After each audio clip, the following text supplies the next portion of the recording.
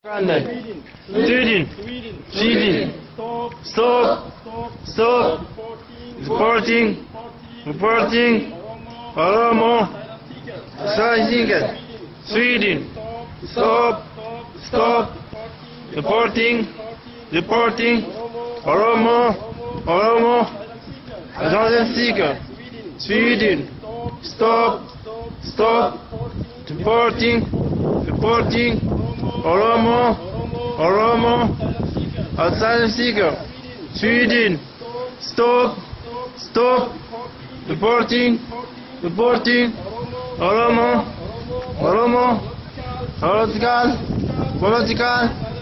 Asylum seeker. Sweden. Stop. Deporting. Oromo. De är här för asylskäl. Ingen annan människa lämnar sitt land frivilligt utan att ha problem i bakgrunden. Och Sverige har kollat igenom och de skulle skickas tillbaka eller importeras tillbaka till där de kommer ifrån. Det de förväntar sig är i det landet de kommer ifrån är antingen död och livstidsfängelse. De har baksättet, de har asylskäl, de har flytt från sitt land på grund av olika skäl, olika problem. De har visat, de har pratat med er. Men det vill säga, de har fått ett avslag fler gånger samt nu sitter de på förvaret och de ska importeras imorgon. Och vi vill verkligen meddela er. Vi kom hit för att visa våra känslor och visa er vad ni har gjort för beslut, vad ni har gjort för beslut i deras själ. Och det ni har tagit beslut säkert, det är inte du eller det är han som har beslutat, det är en av era arbetskamrater, kollegor som har beslutat att de inte får stanna. Samt att de har starka skäl för att visa att de har bok i baksättet, att om ifall de återvänder till det de kommer ifrån, till döden, de förväntar sig antingen tortyr samtidigt sitta i fängelse. De här stackars människor, de har inte kommit hit för att få tjäna pengar. De har inte kommit hit för att råna Sverige. De har kommit hit för att få rättvis och bo i ett rättbehandlat land. Samt de ser att vi har ett bra land. Vi har verkligen förstärkt. Vi jobbar som alla andra svenska medlemmar, den svenska befolkning. Vi visar våra rättigheter. Och vi har gjort det beslutet att vi ska skicka de här stackars folket till där de kommer ifrån och de förväntas döden.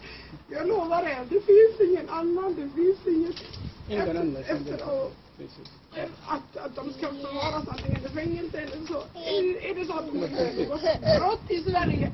Självklart, det finns inom den svenska lag att alla de som har gått brott ska dömas enligt deras lag eller är svenska lagen. Och de har inte gått brott. Stackars de som sitter inne i fångelse, det är bra, det är lyxer. De får mat, de får dryck, de får allt, de får vården. Självklart, jag är uppväxt där.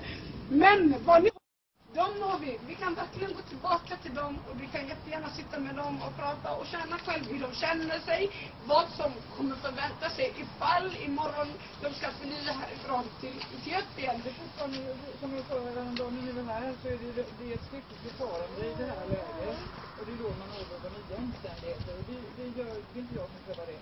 Nej. Utan jag är här som jag lyssnar på vad ni säger, jag tar gärna emot skrivelser om ni är så att ni vill lämna in någon skrivelse. Men vad som är viktigt är väl kanske då att om ni vill åberopa någonting för den här personens skull, att ni faktiskt också för deras talan. Annars kanske är det lätt att man pratar förbi varandra. Ja. Att man pratar i generella termer. Och som istället då pratar deras personer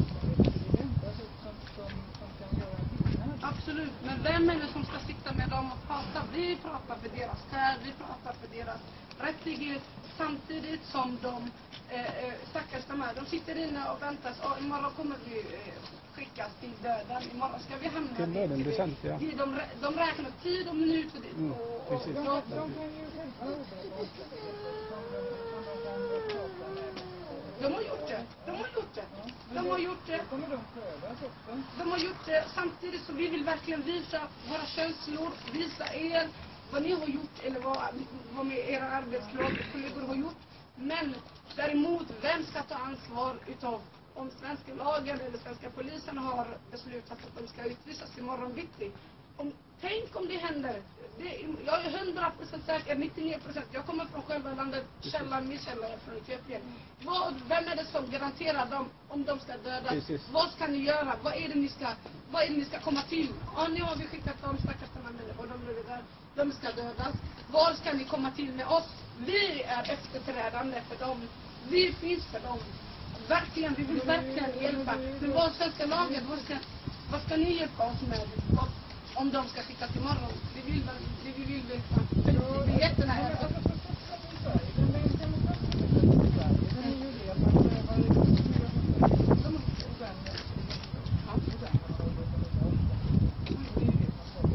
Ja, de har gjort det. De har fått 3 gånger avslag. Efter att få ett avslag inom demokratiland, då är det så att man får ett avslag, då går man över till domstolen, förvaltningsrätten, det gör de har gjort det fler gånger, samtidigt som de har fått ett avslag. Men deras skäl är deras skäl. Men det vi vet är, vi vet mycket väl också om våra bröder